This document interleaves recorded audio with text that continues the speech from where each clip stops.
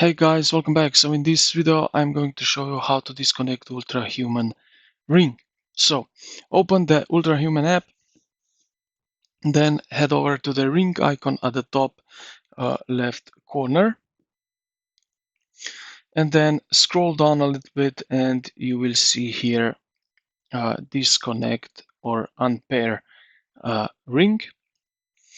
Click on that and then confirm the prompt. So as you can see, this one here. Then what else you can do is head over to your phone system Bluetooth settings and you will get to this device. So this is the ring that you have connected, and what you are going to do is click here on forget this trash icon on my example. And yeah, this is pretty much it, how you can disconnect your ring.